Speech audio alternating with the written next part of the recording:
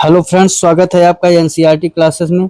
साथियों, हम लोग विज्ञान पर चल रहे थे और विज्ञान का पहला चैप्टर हमने मापन को समाप्त कर दिया था। साथियों, मापन के बाद आज हम लोग कार्य के वीडियो पे चलेंगे। साथियों, कार्य क्या होता है, आइए हम लोग उसके बारे में जानते हैं। फिर कार्य की परिभाषा, कार्य के बारे में पूरा एक तरफ से पढ़ाएंगे, जो कि आपकी परीक्षा में आने वाले इम्पोर्टेंट क्वेश्चन में से एक एक नंबर तक का आता है। आइए शुरू करते हैं आज का अपना क्लास। साथियों, जैसा कि हम लोगों को पता है कार्य का मतलब क्या होता है, आइए पहले समझें। मान लीजिए ये कोई आपकी वस्तु है। क्या है? वस्तु। वस्तु इस समय किस अवस्था में है? विरामावस्था में। विरामावस्था में है, ठीक है। अब ये वस्तु अगर यहां से मुझे यहां लाना है, पहले वस्तु कहाँ थी? ए पॉइंट पे। अब वस्तु को हमने कहाँ लाया? बी पॉइंट पे। तो ये जो वस्तु यहां से ए पॉइंट से बी पॉइंट पे पहुंची, तो जो विरामावस्था में इसका परिवर्तन हुआ, क्या हुआ? परिवर्तन। यही आपका कहलाता है कार्य। इसका मतलब क्या हुआ कि परिभाषा के तहत अगर हम देखें तो किसी वस्तु के विरामावस्था में परिवर्तन करना ही क्या कहलाएगा? कार्य कहलाएगा। किसी वस्तु के विरामावस्था में परिवर्तन करना ही कार्य कहलाता है। क्या कहलाता है? कार्य कहलाता है। यहां तक आप लोग अच्छे समझ गए। कैसे? हम मानते हैं कि हमारी वस्तु ए पॉइंट पे थी और ए पॉइंट से हम बी पॉइंट पे लाए, तो यहाँ पर वस्तु जो थी विरामावस्था में थी, और विरामावस्था से जब हम परिवर्तन किए बी पॉइंट पे लाए, इसमें जो परिवर्तन हुआ, यही परिवर्तन क्या कहलाता है? कार्य कहलाता है। कार्य को W से प्रदर्शित किया जाता है, क्योंकि कार्य को अंग्रेजी में क्या कहते हैं? वर्क कहते हैं, इसलिए कार्य को W से प्रदर्शित करते हैं। कार्य बराबर क्या होता है? तो कार्य बराबर मित्रों होता है बल। कार्य W बराबर होता है बल गुणित बल की दिशा में विस्थापन। बल गुणित बल की दिशा में विस्थापन, ठीक है। साथियों, अगर बल को हम लोग F से प्रदर्शित करें और बल की दिशा में किए गए विस्थापन को S से प्रदर्शित करें, बल की दिशा में किए गए विस्थापन को किससे प्रदर्शित करें?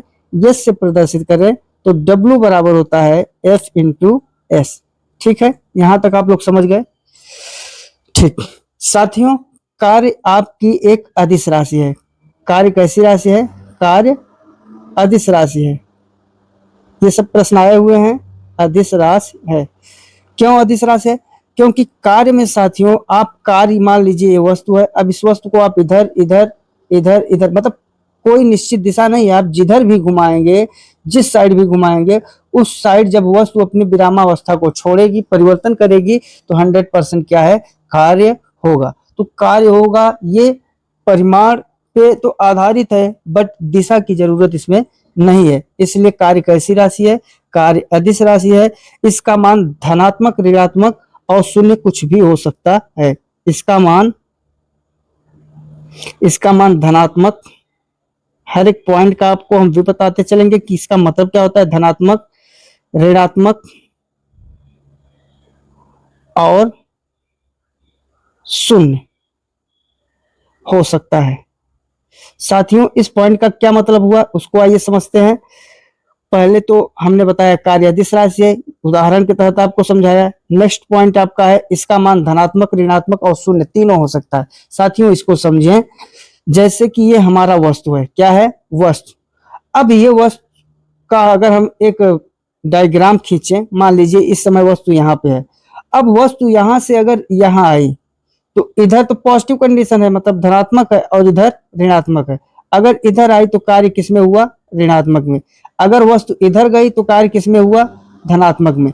अब ध्यान दीजिएगा, वस्तु यहाँ है और यहाँ से वस्तु चली और चलकर पुनः यहीं आ गई, देखिए वस्तु यहाँ से चलती है और चलकर पुनः यहाँ आ जाती है, तो कार्य तो हुआ, लेकिन अपने जगह पे पुनः आ जाने के कारण कार्य का जो मान हुआ वो क्या हुआ, W का मान 0 हुआ।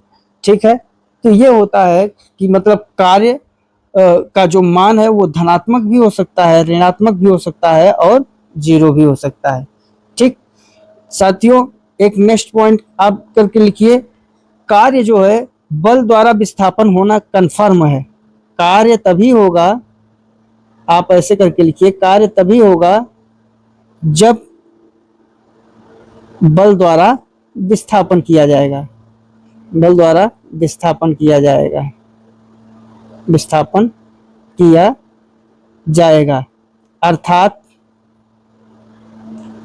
अर्थात अर्थात बल द्वारा विस्थापन होना क्या है, अनिवार्य है। बल द्वारा विस्थापन होना, बल द्वारा विस्थापन होना क्या है, अनिवार्य है।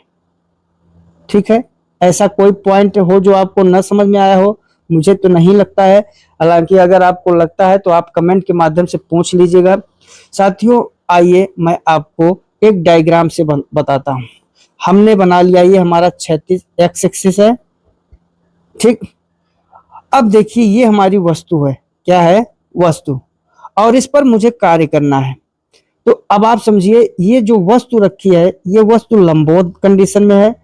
अब इस पर हमें कार्य करना है, तो ध्यान दीजिएगा कि मान लीजिए जो हम कार्य कर रहे हैं बल की दिशा में कर रहे हैं, हमने ये बल लगाया है, क्या लगाया है, बल लगाया हुआ है, और बल की दिशा में हम क्या कर रहे हैं, कार्य कर रहे हैं, और कार्य तभी होगा जब बल द्वारा विस्थापन होगा। तो माना कि वस्तु यहां से, अब वस्तु की कंडीशन कुछ और बन जाती है, वस्तु की कंडीशन वहां से हटी और वस्तु आपकी ये बन गई। ठीक है, तो अब देखिए अभी तक ये थी, अब क्या हुई, ये हो गई।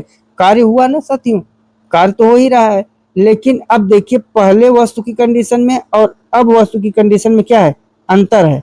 जो अंतर है वो अंतर पे जो झुकाव है हमने थीटा अंश मान लिया। कितना मान लिया, थीटा अंश। ठीक, तो यहां से जो है अगर हम विस्थापन को देखेंगे तो ध्यान दीजिएगा, अब विस्थापन आपका क्या हो जाएगा, क्योंकि ये जो कोण है इस कोण को अगर हम देखें तो यहाँ से हमारा लंबवत बन रहा है, और लंबवत बन रहा है तो ये क्या बना, आपका कर्ण, ये हो गया आपका, ये जैसे इधर करिए तो ये आपका हुआ कर्ण और ये आपका हुआ आधार।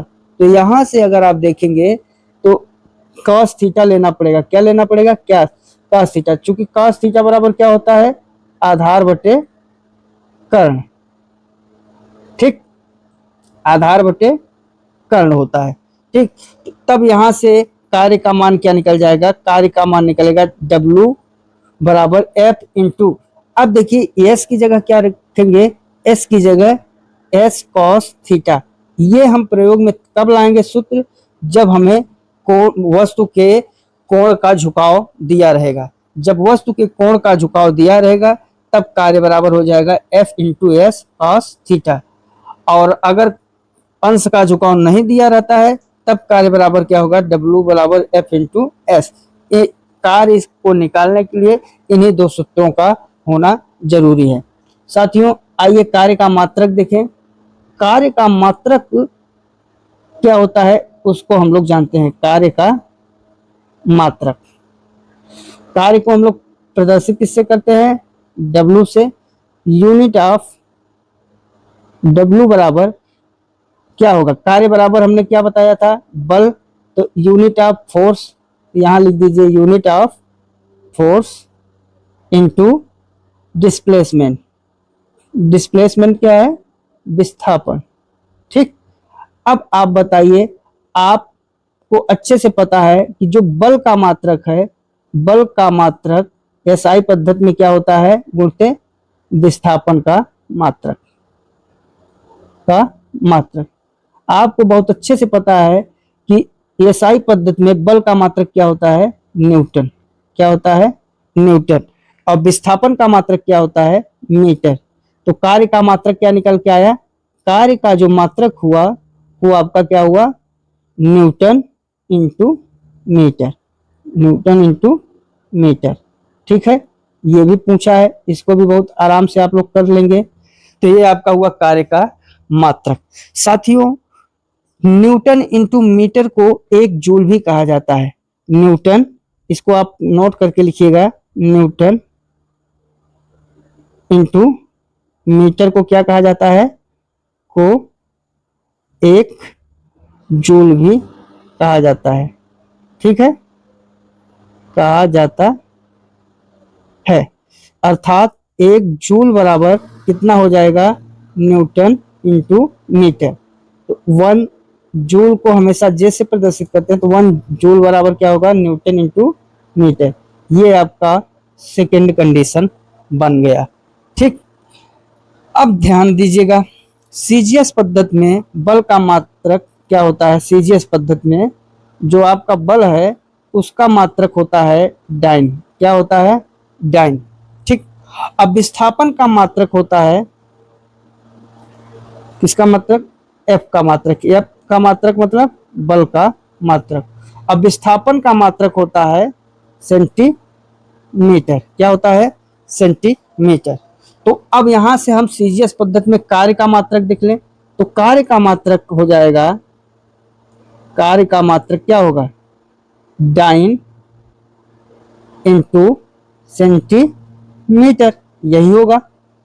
ठीक है, तो डाइन इंटू सेंटीमीटर। एक सूत्र आप इसको भी नोट करके रखिएगा, ये किस पद्धति में है, लागू होता है, सीजीएस पद्धति में। साथियों, 1 न्यूटन बराबर होता है 10 पर घाते 5 डाइन। 1 न्यूटन बराबर कितना होता है, 1 न्यूटन बराबर होता है 10 पर घाते 5 डाइन। ठीक, तो आप यहां से लिखिए, और 1 न्यूटन बराबर 10 पर घाते 5 डाइन होता है, और 10 पर घाते 2 सेंटीमीटर स्क्वायर बराबर होता है आपका 1 मीटर। ठीक, आप समझिएगा, 10 पर घाते 2 सेंटीमीटर स्क्वायर बराबर होता है 1 सेंटीमीटर। ये आप समझ गए। यहां से अगर हम ये देखें कि 1 जूल बराबर अभी निकाले थे 1 न्यूटन इंटू 1 मीटर, यही निकाले थे। और हमने बताया 1 न्यूटन बराबर होता है 10 पर घाते 5 डाइन, और 1 मीटर बराबर होता है 10 पर घाते 2 सेंटीमीटर, ये हमने बताया। तो यहां से अगर हम देखें तो हमारा 1 जूल बराबर क्या निकल के आएगा, 1 न्यूटन की जगह 10 पर घाते 5 डाइन हम लिख सकते हैं, 5 डाइन इंटू 1 मीटर की जगह क्या लिख सकते हैं, 10 पर घाते 2 सेंटीमीटर। अब देखिए, यहां से हमारा 1 जूल बराबर कितना निकल के आया, 1 जूल बराबर 10 पर घाते 5 डाइन इंटू 10 पर घाते 2 सेंटीमीटर। ठीक, तो 1 जूल बराबर देखिए क्या हुआ, जूल बराबर हमारा हो जाएगा 10 पर घाते 5 ये और 2 ये 7 डाइन इंटू सेमी। साथियों, डाइन इंटू सेमी को हम अर्ग भी कहते हैं। क्या कहते हैं, अर्ग। तो 1 जूल बराबर हमारा निकल के आएगा 10 पर घाते 7, और डाइन इंटू सेंटीमीटर की जगह हम क्या लिख दें, अर्ग। तो इसको भी संबंध नोट करके लिखिएगा, ये भी कई बार परीक्षा में पूछा हुआ है। यहां तक आप अच्छे से समझ गए। अब आइए हम लोग जाने कि कार्य कब धनात्मक होगा, कार्य कब ऋणात्मक होगा, और कार्य कब शून्य होगा। यहां तक आप अच्छे से समझ गए। चलिए एक एक करके जानते हैं कि कार्य क्या प्रकार, हेडिंग डाल लीजिए, कार्य का प्रकार। कार्य का प्रकार, कार्य किस ढंग का होगा, 3 ढंग का। कौन कौन, या तो वो धनात्मक होगा, या तो ऋणात्मक होगा, या तो फिर शून्य होगा। तो हम सिचुएशन लेते हैं कोण के आधार पे। कोण के आधार पे माना जब, या ऐसे लिखिए, case number first, case first. Case first क्या आपका बनेगा, जब थीटा बराबर 0 डिग्री हो तो, जब थीटा बराबर कितना हो, 0 डिग्री हो तो इस दशा में कार्य कैसा होगा, कार्य धनात्मक होगा। कैसे धनात्मक कार्य होगा, कैसे, जब थीटा बराबर 0 डिग्री होता है तो जो बल है और उसमें जो उत्पन्न विस्थापन है दोनों एक ही दिशा में कार्य करेंगे। चलिए मानते हैं कि ये आपकी वस्तु है और हमने जब थीटा बराबर 0 डिग्री किया, थीटा बराबर कितना किया 0 डिग्री, तो cos 0 का मान कितना हो जाता है 1 होता है, cos 0 का मान 1 होता है। तो आपको हमने जो सूत्र बताया था एफ एस cos थीटा, तो यहाँ से W बराबर आप करिए F into S cos 0 degree और W बराबर क्या हो जाएगा F इंटू एस और cos 0 डिग्री का मान कितना होता है 1, तो W बराबर क्या होगा F इंटू एस। तो जब थीटा बराबर 0 डिग्री होगा तो जो कार्य है कार्य कैसा होगा धनात्मक होगा। क्यों धनात्मक होगा क्योंकि W बराबर F इंटू एस हो रहा है तो कार्य का मान क्या हो जाएगा धनात्मक। साथियों अगर धनात्मक रहेगा तो यहाँ पर कोई चिन्ह नहीं रहेगा, ऋणात्मक रहेगा तो यहाँ ऋण का चिन्ह होगा, शून्य होगा तो उस दशा में आप समझ जाएंगे कार्य बराबर भी 0 होगा। इसका मतलब क्या हुआ कि जब जो बल है, बल आपका F, ये बल आरोपित हो करने वाला जो विस्थापन है, विस्थापन दोनों एक ही दिशा में कार्य करें। मतलब आपका वस्तु है, अब इस पर आप बल लगा रहे हैं और बल लगाने पे ये वस्तु इसी दिशा में आगे बढ़ रही है। ठीक है, इस दिशा में आगे बढ़ रही है, आपने जिस तरफ बल लगाया उसी दिशा में वस्तु को आगे बढ़ाया, तो विस्थापन ये आपका हुआ। इस वस्तु और इस वस्तु के बीच की दूरी यही तो विस्थापन हुआ। तो ये इनका दोनों का एक ही दिशा में होना, तब जो कार्य होता है वो कार्य कैसा होगा धनात्मक। तो इसे चाहे नोट करके लिख लें, जब आरोपित बल आपका कितना है, आरोपित बल F है, जब आरोपित बल F एवं वस्तु में उत्पन्न विस्थापन दोनों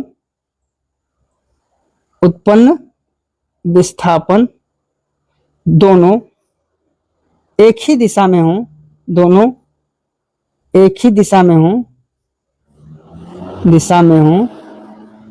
तब कार्य का मान कैसा होगा धनात्मक होगा।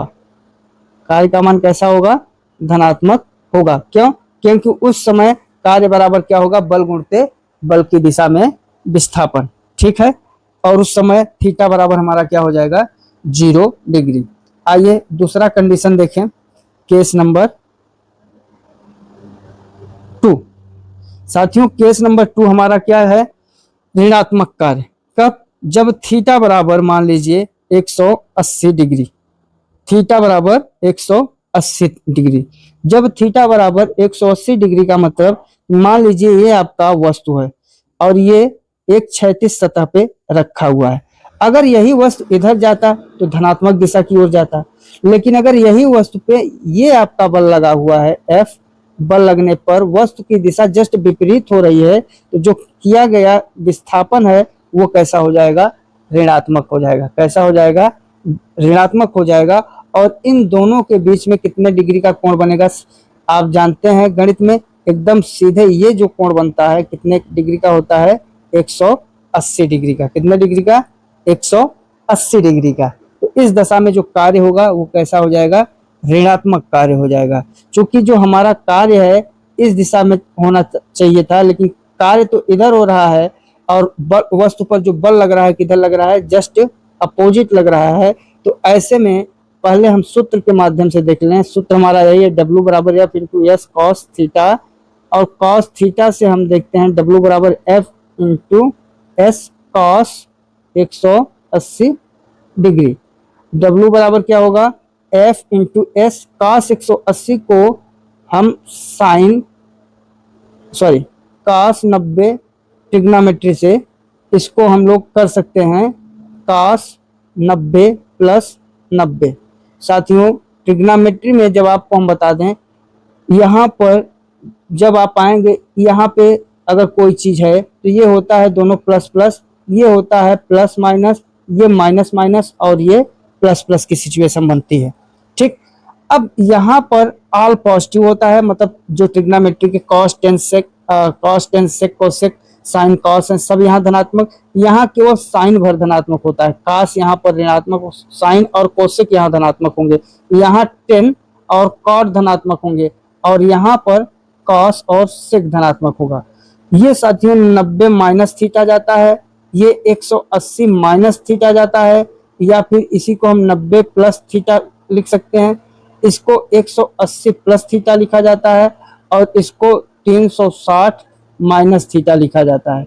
ठीक है, अब आप देखिए यहाँ पर 90 प्लस थीटा की कंडीशन बनी है, और 90 प्लस थीटा में चेंजिंग होता है, काश बदल जाएगा किसमें, साइन में। तो यहाँ से W बराबर हो जाएगा F इंटू एस।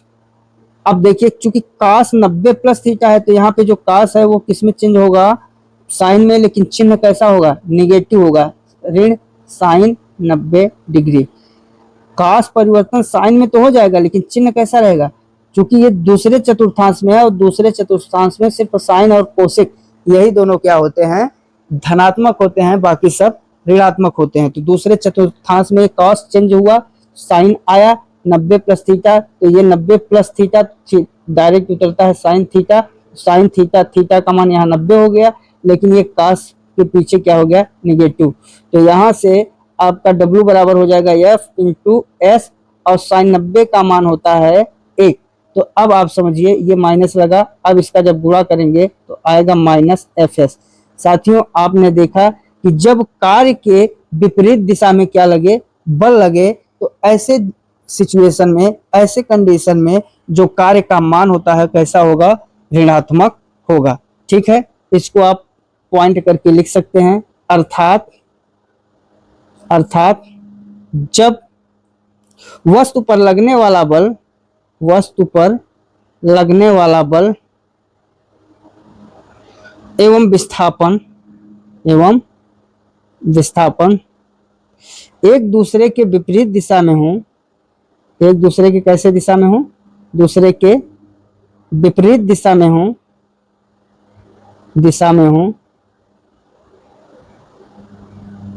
तो दोनों दिशाओं के मध्य कितने डिग्री का कोण बनेगा, दोनों दिशाओं के मध्य 180 डिग्री का कोण बनता है, और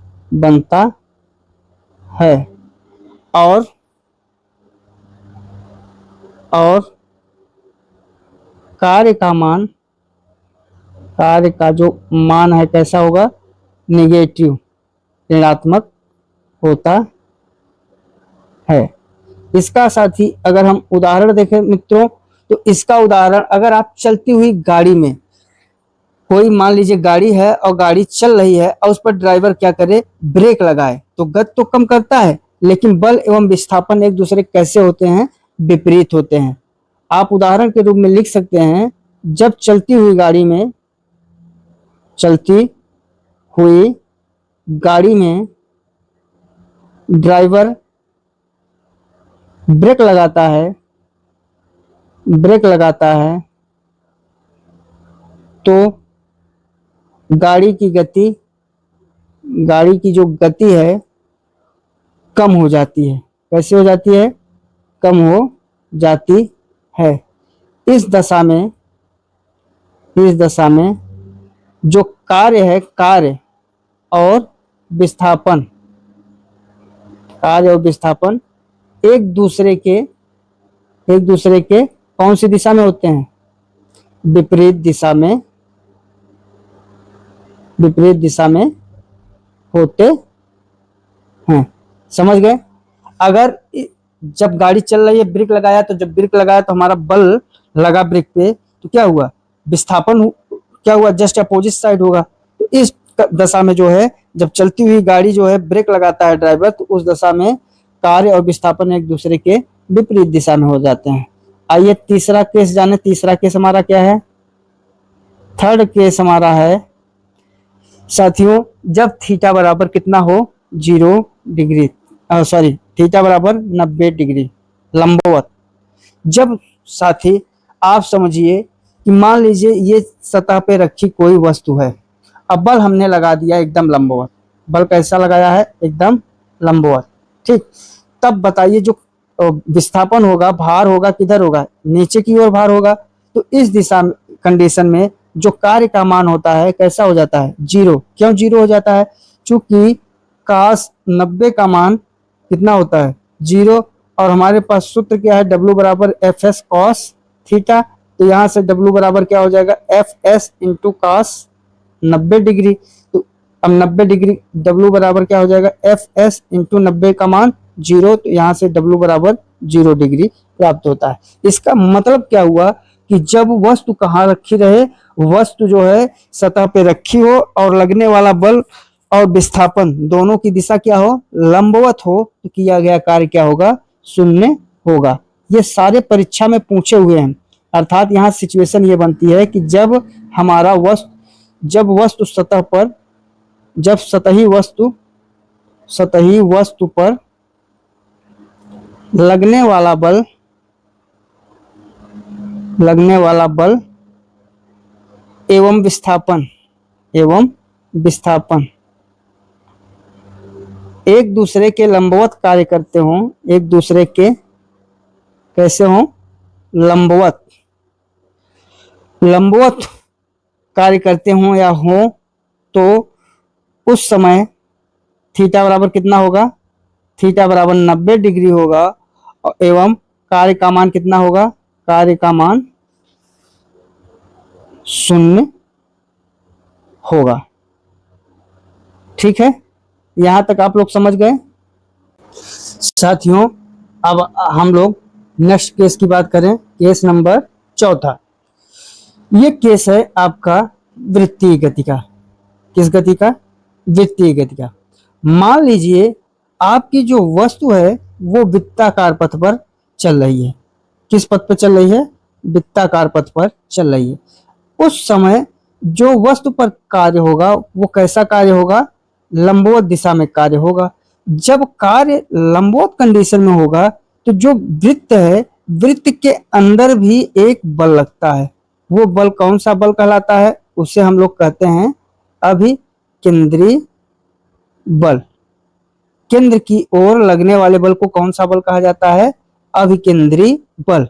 अब आप सोचिए वस्तु पर जो बल लग रहा है वह कैसा बल लग रहा है, लंबवत सिचुएशन में बल लग रहा है। जब लंबवत लग रहा है तो काश 90 का मान कितना होता है, काश 90 का मान 0 होता है। यहां से सेम वही सिचुएशन बन जाती है जो काश 90 में हमने आपको दिखाया था।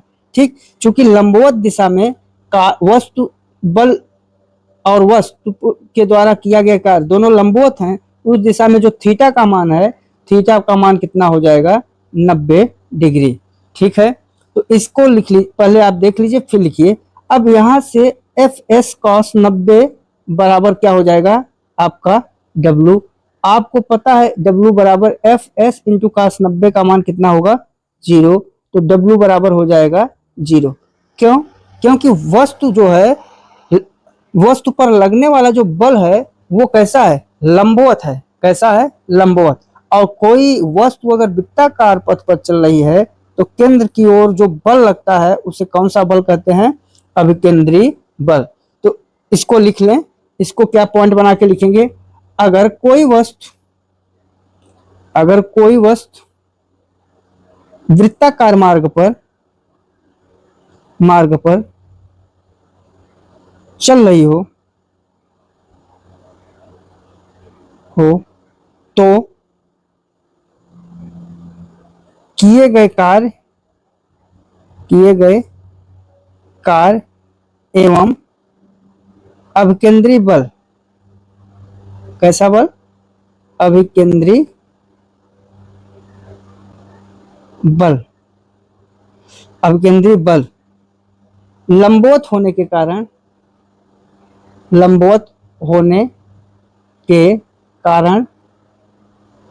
कार्य का मान 0 होता है। ठीक है, कैसे, अगर जब कार्य ऊपर की ओर लगेगा तो अब केंद्रीय बल एकदम लंबवत हो जाता है और उस समय थीटा बराबर कितना होता है, 90 डिग्री। साथियों, हमने आपको 3 कंडीशन बताई W बराबर एफ कॉस थीटा से। कौन कौन सी, पहली सिचुएशन ये बताई कि अगर थीटा बराबर 0 डिग्री, उस समय कार्य बराबर क्या होगा, F इंटू एस। ऐसी दशा में जो कार्य का मान होगा कैसा होगा, धनात्मक। आपको केवल यही इतना पॉइंट रखना है। व्हेन थीटा बराबर कितना 180 डिग्री, इस दशा में W बराबर क्या हो जाएगा, एफ एस कॉस 180 डिग्री। हमने पीछे विस्तार में कराया है, इस दशा में कार्य बराबर हो जाएगा माइनस डब्ल्यू एफ एस, और जब माइनस डब्ल्यू एफ एस मतलब कार्य का मान क्या होगा, ऋणात्मक होगा। ठीक, अब तीसरी कंडीशन आपकी बनती है कि जब थीटा बराबर 90 डिग्री, उस समय कार्य बराबर क्या होगा, एफ एस कॉस 90। आपको पता है कॉस 90 का मान कितना होता है, 0। कितना होता है, 0। तो W बराबर क्या हो जाएगा, एफ एस इंटू 0 या W बराबर 0। उस दशा में जो कार्य होगा वो कितना होगा, 0 होगा, यानी कार्य का मान क्या होगा, 0 होगा। ये 3 सिचुएशन बताई। चौथी सिचुएशन आपको हमने क्या बताई कि जब कोई वस्तु वृत्ताकार मार्ग पे गति करेगी तो उस पर जो लगने वाला बल है अपकेंद्री, वो अपकेंद्री बल हमेशा क्या होगा, वस्तु पर लंबवत पड़ेगा। इस दशा में भी कार्य का मान कितना होगा, 0 होगा। ठीक, आप कुछ पॉइंट नोट करके लिख लें जो कि परीक्षा के दृष्टि से महत्वपूर्ण है। ठीक है, पहला पॉइंट क्या है, अगर वृत्ताकार पथ के चारों ओर, वृत्ताकार पथ के चारों ओर कोई पूरा चक्कर लगा दे, पूरा चक्कर में कैसी कंडीशन बनेगी, वही अभिकेंद्री वाला, वृत्ताकार पथ के चारों ओर एक चक्कर पूर्ण करने पर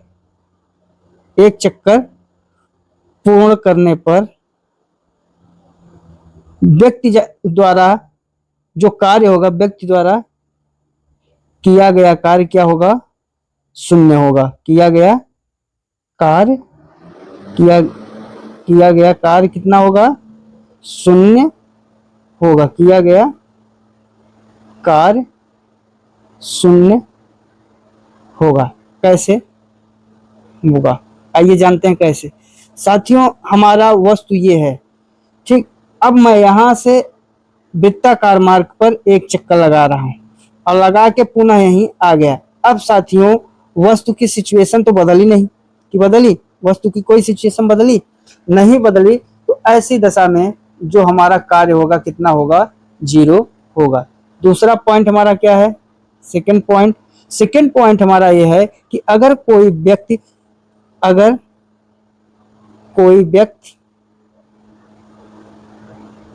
10 केजी भार लेकर 10 केजी का सामान लेकर खड़ा है, तो ऐसी दशा में भी कार्य का मान क्या होगा, कार्य का मान 0 होगा। ठीक है, W बराबर 0। इसको समझिए कैसे। साथियों, मान लीजिए ये कोई मनुष्य है, अब इस पे 10 किलो का ये भार लेके, अब आप समझिए यहां से हट नहीं रहा है, जहां है वहीं खड़ा है, बस 10 केजी का भार है। ठीक, तो ऐसी दशा में विस्थापन हमारा क्या होगा, D बराबर 0 हो जाएगा। सॉरी, D या S से प्रदर्शित करते हैं विस्थापन को, तो जो S है वो S क्या होगा, 0 होगा। जब S 0 होगा तो पूरा हमारा जो कार्य है कितना हो जाएगा, 0 हो जाएगा। ठीक, तो जो कार्य होता है 0 होता है। तो सेकंड पॉइंट हमारा यही है। तीसरा पॉइंट हमारा क्या कह रहा है, तीसरा पॉइंट ये कह रहा है कि अगर कोई व्यक्ति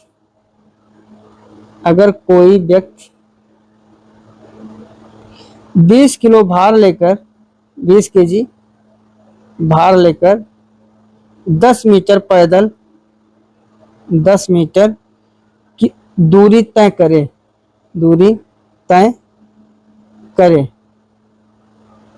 तब इस दशा में भी कार्य का मान क्या होगा, इस दशा में भी कार्य का W का मान 0 होगा। क्यों, क्योंकि जो मान लीजिए ये मनुष्य है, तो मनुष्य 10 केजी भार लेके ठीक है यहाँ चला, विस्थापन तो दिया, विस्थापन 10 मीटर दिया, लेकिन मनुष्य की जो सिचुएशन है वो लंबवत है, लंबवत के कारण भार नीचे की ओर बल लगा देगा। तो जो थीटा है वो हमारा थीटा क्या हो जाएगा 90 डिग्री। और इस दशा में भी कार्य, चूंकि cos 90 का मान कितना होता है, cos 90 का मान 0 होता है, यहाँ से कार्य का मान क्या हो जाएगा 0 हो जाएगा। ठीक, तो ये 3 सिचुएशन बनती हैं कार्य को करने के लिए। साथियों, कार्य में जो इम्पोर्टेंट पॉइंट था वो हमने बता दिया। इसके ही कंडीशन पे आपको इसी बेस पर सवाल आएंगे, इससे आगे कुछ भी कार्य में नहीं पूछ सकता। अगर न्यूमेरिकल में पूछेगा यही सूत्र लगेंगे, W बराबर F इंटू एस या W बराबर F into S cos theta, यही सूत्र लगेंगे। या कोई ऐसे ही आपको 4 पॉइंट दे दिया जाएगा कि कोई व्यक्ति 50 किलो भार लेके खड़ा है या 10 मीटर की दूरी तय कर रहा है, इस दशा में व्यक्ति द्वारा किया गया कार्य क्या होगा। तो ऐसे ही सवाल आएंगे। इससे कठिन और इससे बाहर सवाल आने की उम्मीद आप लोग तनिक भी न रखें। जितना पढ़ाया जा रहा है आपके सिलेबस से बहुत एक्स्ट्रा पढ़ाया जा रहा है। अच्छे से रिवाइज करें, रिवीजन करें, न्यूमेरिकल का प्रैक्टिस कर लें, इसी से आपका क्वेश्चन फंस जाएगा। साथियों, अगले वीडियो में हम एक नए टॉपिक के साथ आपसे फिर मुलाकात करेंगे। तब तक के लिए जय हिंद, जय